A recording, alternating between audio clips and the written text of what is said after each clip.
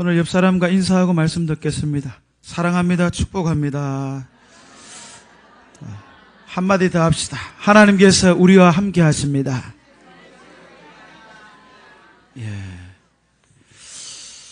오늘 반가운 손님인데요. 저기 뒤쪽에 모자를 쓰고 있는 학생 중에 염태성이라고 있는데, 태성이 한번 손 들어봐. 손 내려. 저 친구가 제가 특별히 우리 집사람이 예송이 미송이가 한 4년 전부터 열심히 전도했던 친구. 야, 우리 교회 와라, 우리 교회 와라. 오늘 오게 됐네. 너무너무 고맙네. 태성이가 지발로 스스로 왔지? 그지? 고마워, 태성아. 고마워. 자, 오늘 말씀 전합니다. 지난주 말씀 기억할 거예요. 룻이 보리삭을 주워 왔는데 엄청나게 많은 양의 보리를 주워 왔어요. 자그마치 한 에바나 주워 왔어요. 한 에바가 얼마일까? 요즘 도량형으로 표시하면 한 20kg쯤 돼요.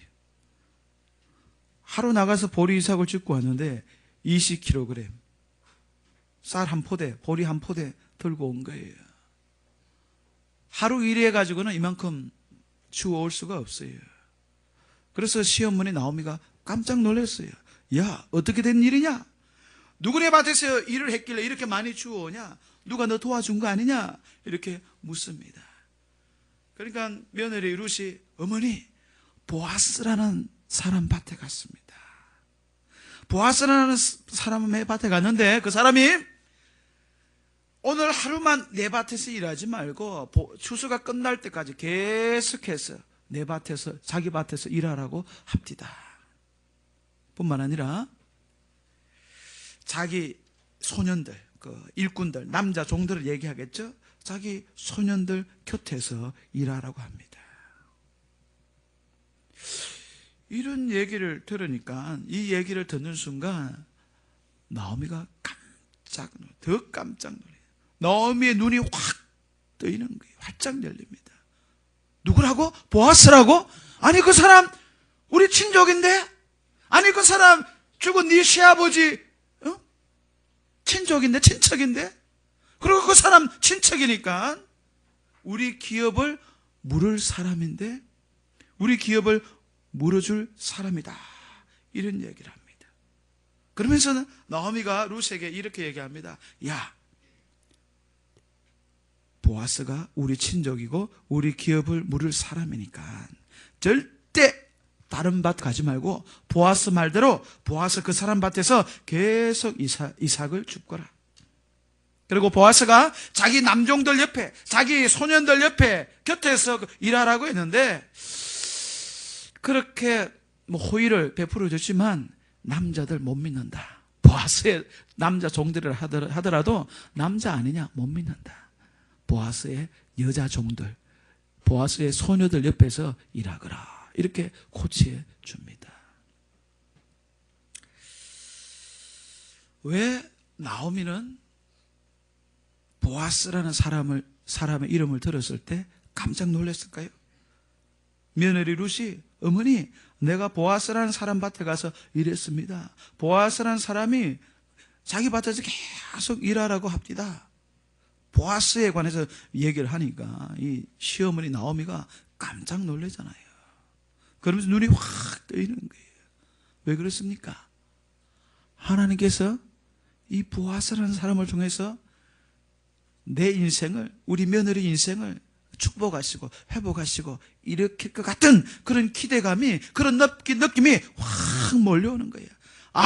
하나님께서 보아스라는 사람을 통해서 내 인생을 축복하실 것 같구나. 이런 믿음이, 이런 기대감이 자기 마음속에서 확 생기는, 끌어오르는 거예요. 그래서 보아스라는 사람 이름 듣자마자 놀라고 사람의 이름을 주목하는 거예요, 나오미가. 아무런 근거도 없이 나오미가 보아스를 주목하는 게 아닙니다. 떡 줄 사람을 생각하지도 않는데 괜히 김치국부터 마시는 게 아니에요. 나오미에게는 두 가지 근거가 있어요. 두 가지 이유가 있어요. 며느리를 통해서 들었죠. 첫 번째는 뭡니까? 보아스가 자기 며느리 룻에게 엄청나게 많은 은혜를 베풀었어요. 다른 밭에 가지 말고 내 밭에서 추수가 끝날 때까지 계속 일하십시오. 그리고 자기 남자 종들한테는 야, 이방 여자라고 해서 얕보지 말고 건들지 마. 지켜줘. 그 다음에 목이 마르면 저 멀리까지 가서 물을 마시지 말고 내 남종들이 길어온 그 물이 있으니까 여기서 마시라고. 식사 시간이 되었어요. 거지같이 남의 밭에 와서 이삭을 줍는데 안 챙겨줘도 됩니다. 그런데 이리 오라고. 같이 식사하자고. 그리고 식사가 끝난 다음에 보아스가 또 어떤 은혜를 베풉니까? 종들한테 얘기하고 있죠. 야, 보리 이삭을 좀 일부러 좀 빠뜨리라고 합니다. 흘려버리라고 합니다. 뭐 이래저래 보아스가 룻에게 많은 은혜를 베풀었어요. 사랑이죠. 긍휼이죠. 자비죠. 보아스가 그냥 평범한 사람이 아니라 굉장히 은혜로운 사람이고 다른 사람들의 긍휼과 사랑을 이렇게 후덕하게 베푸는 사람이라는 것을 알아요. 이런 정보를 얻게 되었어요. 그래서 나오미가 보아스라는 사람한테 기대를 겁니다. 주목합니다. 뿐만 아니라 더 중요한 건 무엇입니까? 그렇게 후덕하고 그렇게 은혜를 많이 베푸는 사람이 다름 아니라 자기의 친족이에요. 물론 나오미의 머릿속에는 보아스라는 사람이 자기의 친족이라는 거 이전에도 머릿속에 있었을 것입니다. 그러나 이전에는 주목하지 않았어요. 깊게 생각하지 않았어요. 그런데 자기 며느리 룻이 보아스의 밭에서 보리 이삭을 줍고 왔다고 하니까 또 보아스가 많은 친절과 은혜와 사랑을 긍휼을 베풀어 줬다고 얘기하니까 그 소리를 듣는 순간 맞다. 보아스는 우리의 친족이다. 우리의 친족이라면 그 사람이 곧 우리 기업을 물어줄 사람이다. 이런 생각을 하는 거예요. 이런 이유 때문에 나오미가 보아스를 주목합니다. 지난주에 제가 말씀드렸어요. 기업을 물은다. 기업을 물어주는 사람. 이게 뭐냐? 몇 가지 말씀을 드렸어요. 시간이 없어서 좀 짧게 말씀드렸지만 기업을 물어주는 사람은 한마디로 딱 얘기하면 고엘이라고 합니다. 우리말 성경에는 우리 기업을 물어주는 사람 중에 한 사람이 바로 보아스다 이렇게 얘기하는데 기업을 물어주는 사람을 고엘이라고 합니다. 원어 성경에서는 고엘. 자, 그러면 고엘은 어떤 사람일까 했을 때 첫 번째, 잃어버린 땅, 재산을 되찾아주는 사람이 고엘입니다. 이스라엘 사람들은 조상 대대로 내려오는 유산이 있어요. 땅이 있어요. 근데 갑자기 경제적 위기가 닥쳤을 때, 갑자기 집안이 쫄딱 망했을 때 그 재산, 조상 대대로 내려오는 그 재산, 땅을 팔 수밖에 없어요. 얼마나 아쉽겠어요. 과거에는 땅이 거의 생명과 같은 삶의 근간인데 그것을 잃어버리면 그냥 삶의 근거가 통째로 날아가는 겁니다. 그런데 친족 중에 누군가가 나타나서 돈을 주고 그것을 되사가지고 원주인한테, 자기 친족 원주인한테 이거 가지고 다시 일어서라고 땅을 되사서 돌려줍니다. 그렇게 해주는 사람이 누구예요? 고엘이에요.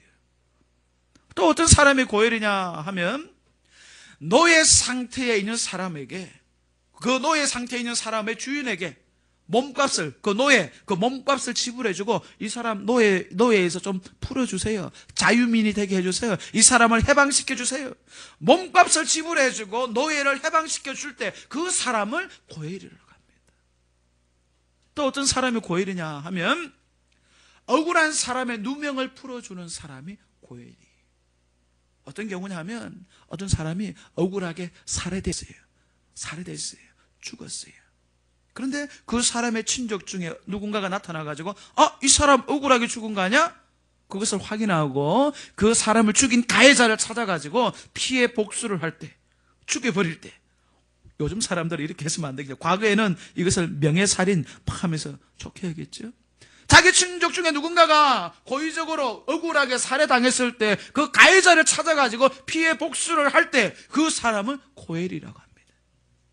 마지막으로는 남편이 갑자기 자식 없이 세상을 떠났을 때 남은 그 부인, 미망인을 아내로 맞아들여서 자식을 낳아서 그 자식을 통해서 이전에 죽은 남편의 대를 이어줄 때 이렇게 남편을 잃은 여인에게 새로운 남편이 되어주는 그 사람이 고엘입니다.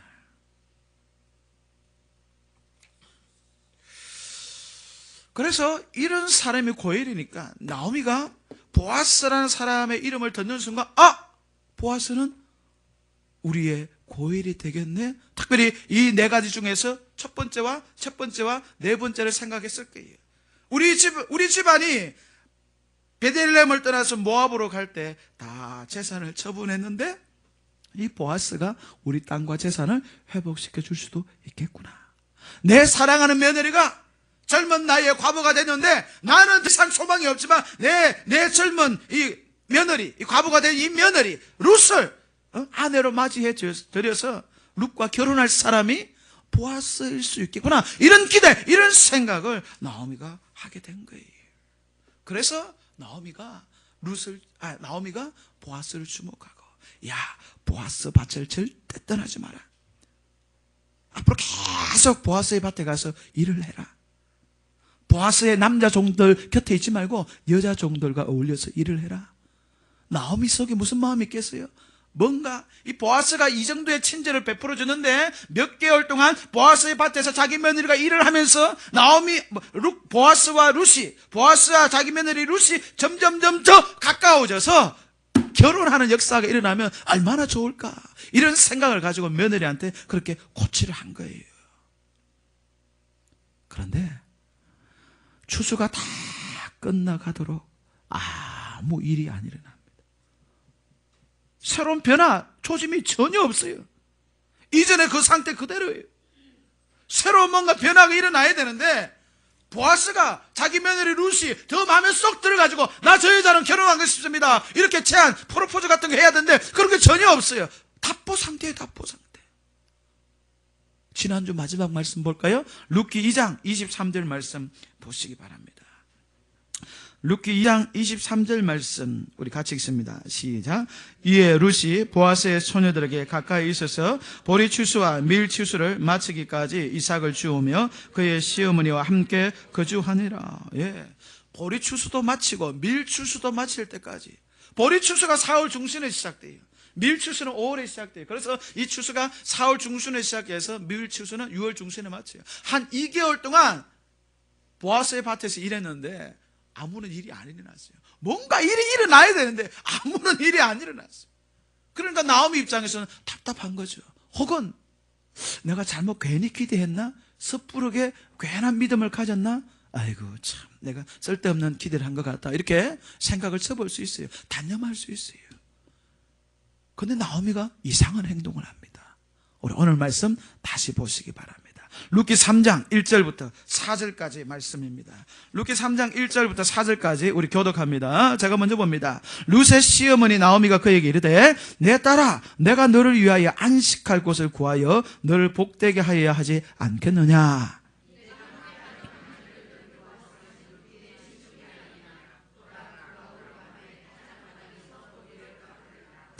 그런즉 너는 목욕하고 기름을 바르고 의복을 입고 타작마당에 내려가서 그 사람이 먹고 마시기를 다 하기까지는 그에게 보이지 말고 그가 누울 때에 너는 그가 눕는 곳을 알았다가 들어가서 그의 발치 이불을 들고 거기 누우라. 그가 내 할 일을 내게 알게 하리라 하니. 시어머니 나오미가 룻에게 뭐라고 얘기합니까? 야, 네가 안식할 곳을 내가 구해야 되겠다.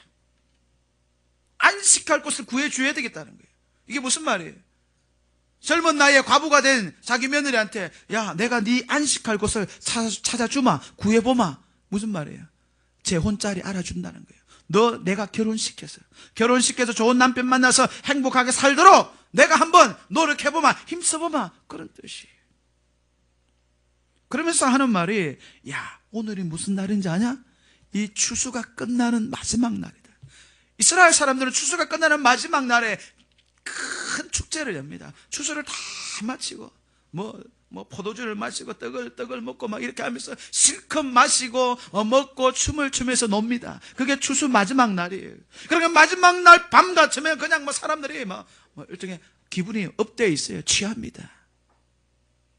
그런데 오늘 추수 마지막 날인데 보아스의 타작마당으로 내려가라. 그러면 사람들이 막 흥겨워서 이렇게 놀다가 다들 잠자리로 들 텐데 보아스가 어디에 가서 자는지 보고 보아스가 자는 거기를 확인하고 한밤중에 몰래, 아무도 몰래 보아스가 자는 곳으로 들어가라.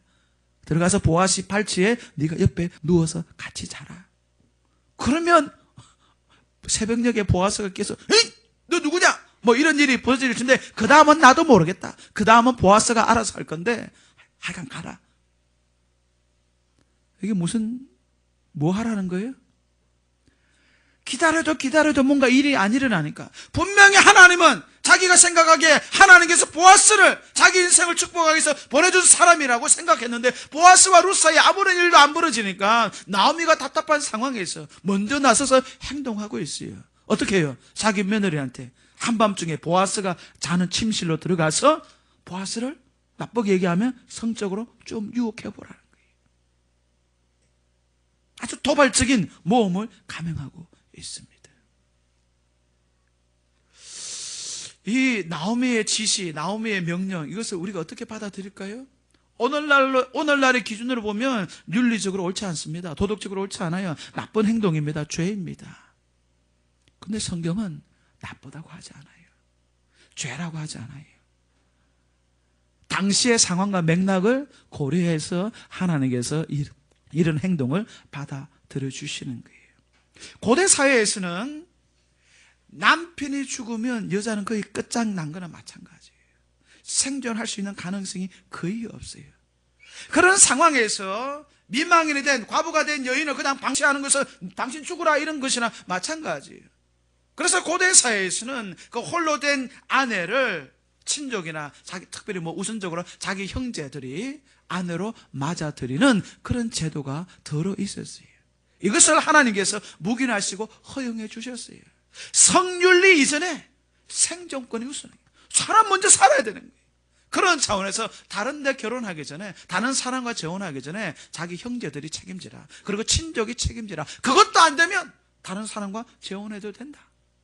이런 것이었어요. 창세기에 이런 말씀이 있죠. 유다라는 사람, 야곱의 넷째 아들 유다라는 사람 중에 유다라는 사람에게 세 아들이 있었는데 첫째 아들이 장가를 갔어요. 그런데 결혼하자마자 첫째 아들이 죽었어요. 그러니까 첫째 며느리가 과부가 됐겠죠. 그 첫째 며느리가 다말이에요, 다말. 그러면 이제 그 시동생이 오난인데, 오난이 자기 형수를 아내로 맞이 드려야 돼요. 그래서 자기 시아버지한테 부탁합니다. 아버지, 나 빨리 둘째, 여기 동생하고 결혼하게 해주세요. 하니까 오난이 거부합니다. 나 안 한다고. 그래서 하나님께서 어떻게 했어요? 그 오난을 죽여버렸어요. 아주 무서워요. 자기 형수를, 남편이 죽은 자기 형수를 아내로 받아들이지 않는 그 시동생을 하나님께서 죽였어요. 그러면 이제 셋째가 장가 들어가야 되는데, 셋째가 형수를 맞아들여야 되는데, 셋째의 나이가 아직 어려요. 그러니까 유다가 뭐라고 얘기합니까? 셋째 아들은 나이가 어리니까 결혼할 수 없다. 좀 기다려라. 친정에 가서 기다려라. 이렇게 얘기합니다. 친정에 다말이 갔는데 시간이 흘러도 자기 시아버지가 부르지를 않아요. 결혼을 안 시켜줘요. 이런 상황에서 다말이 어떤 일을 꾸밉니까? 자기 시아버지가 딥나라는 곳에 뭔가 일하러 왔다, 양을 치러 양의 털을 깎으러 왔다는 그 얘기를 듣고 딥나라는 그 근처에 가가지고 창녀 복장을 하고 자기 시아버지를 유혹합니다. 그래가지고 하룻밤 시아버지하고 같이 자버립니다. 유다는 몰랐죠. 창녀하고 하룻밤 잔 줄 알았는데 나중에 알고 보니까 자기 며느리하고 잤어요. 술 취한 김에 자기 며느리인 줄도 몰랐어요. 근데 한 3개월쯤 지나니까 소문이 확 퍼졌어요. 당신 며느리 다말이 불륜을 저질러가지고 남의 애를 임신했다. 어찌 된 거냐 하니까 유다가 화가 머리 끝까지 올라가가지고 당장 잡아오라고, 불로 태워버리자고, 이런 상황까지 내몰려니까 다말이 다 풀어버린 거예요. 이 뱃속에 있는 아기의 아빠는 바로 내 시아버지입니다. 그렇게 이 사건이 있었는데, 이 사건 말미에 유다가 하는 말이 참 의미심장합니다. 이 내 며느리 다말은 나보다 훨씬 의롭다. 그렇게 얘기해요. 오늘날의 기준에서 보면 유다든 다말이든 시아버지 유다든 그의 첫째 며느리 다말이든 둘 다 나빠요. 못된 사람이, 나쁜 사람이에요. 그런데 당시의 맥락 속에서 하나님의 관점에서는 그렇지 않은 거예요. 다말은 나쁜 게 아니다. 의로운 사람이다. 왜 그럴까요? 당시의 생존권을 보장해주는 이런 측면도 있지만 고엘제도 이런 것들은 사실은 예수님의 구원을 미리 보여주는 제도예요. 노예 상태에 있는 사람을 몸값을 누군가 대신 지불해주고 풀어주고 있어요. 누군가가 재산을 쫄딱 잃었는데 누군가가 찾아와서 그것을 회복시켜주고 있어요. 남편이 죽어서 내일에 대한 소망이 전혀 없는 여자에게 찾아와서 남편이 되어주고 있어요. 무엇을 미리 보여주는 거예요? 예수님을 보여주는 거예요. 죄에 빠진 우리를 구원해 줄 그 예수님의 구원의 그 역사를 미리 구약의 여러 제도들을 통해서 보여주는데 이 고엘 제도도 미리 예수님을 보여주는 거예요. 그래서 하나님께서 문제 삼지 않는 거예요. 자, 하여간 이렇게 됐어요. 이렇게 며느리 룻이 예 어머니 내가 그러겠습니다 하면서 이제 나섭니다. 이게 오늘 말씀 내용이에요. 그럼 오늘 말씀의 교훈이 뭘까? 두 가지로 간단하게 정리해 봅니다. 하나는 하나님은 우리에게 행동하는 믿음이 되기를 원해요. 그냥 가만히 손 놓고 있는 사람이 아니라 하나님에 대한 믿음이 있는 사람 같으면 믿는 대로 행동하고 실천하고 쟁취하는 앞으로 나아가는 그런 사람이 되기를 원해요. 룻기 말씀 우리가 쭉 보고 있어요. 하나님은 룻과 나오미의 삶을 회복시키기 위해서 다 모든 것을 다 준비시켰어요. 특별히 보아스라는 사람을 준비시켰어요. 이런 상황에서 하나님께 다 예비하셔서 준비했는데 룻과 나오미가 가만히 있지 않아요. 하나님께서 예비하신 은혜와 축복을 룻이 가만히 앉은 상태로 받아먹는 게 아니고 룻은 어떻게 해요? 내가 보리이삭을 주러 나아가겠습니다. 부끄러움을 개의치 않고 남의 밭에 가서 보리이삭을 줍는 이 행동을 실천합니다. 또 나오미는 어떻게 돼요?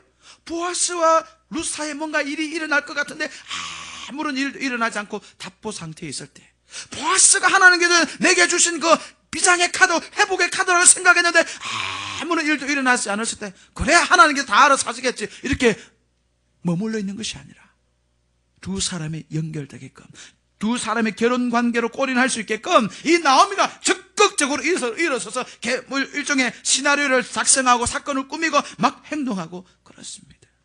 그래서 오늘 말씀이 우리에게 주는 교훈은 하나님께서 우리를 통해서 뭔가 일하실 것 같다.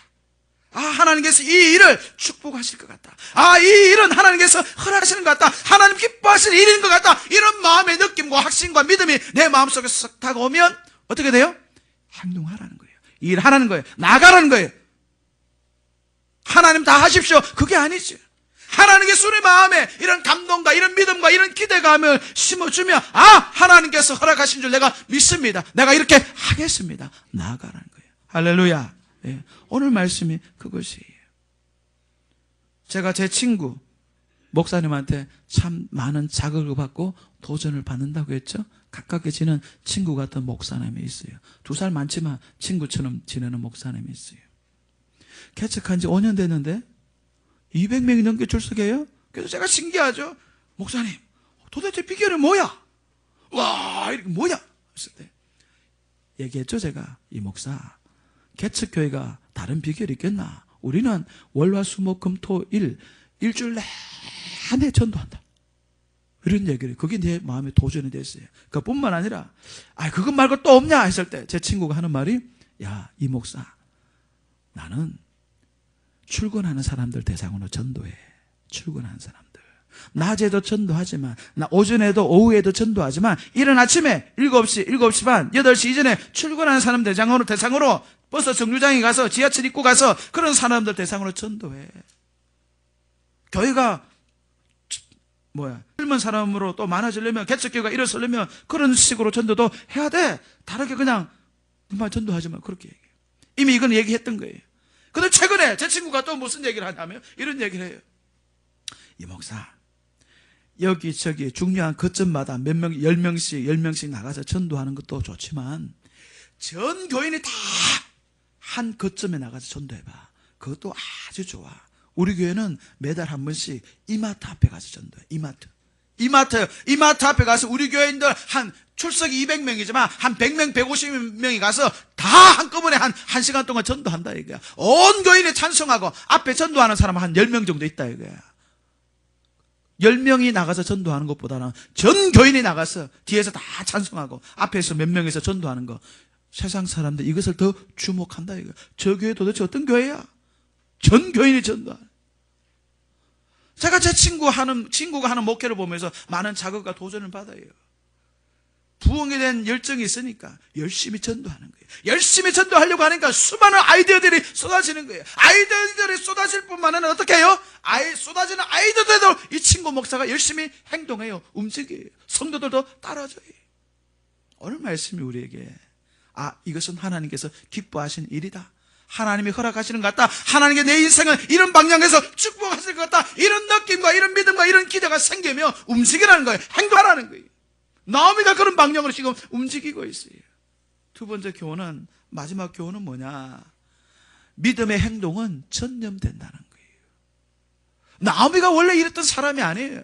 베들레헴으로 돌아왔을 때 아무것도 안 하고 그냥 찬양 상태로 있었는데, 며느리 룻이, 어머니 이러다가는 우리 죽습니다. 굶어 죽습니다. 내가 남의 밭에 나가서 보리삭이라도 죽겠습니다. 이렇게 자기 며느리 룻이 움직여서 2개월 3개월 동안 꼬박 이삭을 키우니까 그 모습 보고 나오미가 감동을 받은 거예요. 나오미가 자기 며느리의 그런 믿음의 행동을 보고 그 좋은 믿음이 전념된 거예요. 이제는 내가 움직일 때구나. 나도 저처럼 한번 움직여보자 하면서 움직이는 거예요. 믿음은 전념돼요. 선한 행동은 전념돼요. 내가 믿음으로 당당하게 나아가서 헌신하고 수고하고 일하면 내 주변 사람들이 영향받습니다.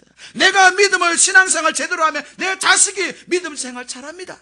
내가 신앙생활 제대로 하면 내가 선한 영향력을 끼치며 남편에게 그대로 갑니다. 교회도 마찬가지예요. 우리 교회가 건강해지면 주변의 교회들이 건강해집니다. 우리 교회가 부흥해지면 우리 교회만 부흥하냐? 그렇지 않아요. 주변의 교회들이 자극받고 주변의 교회도 등달아 부흥해요. 기도하겠습니다.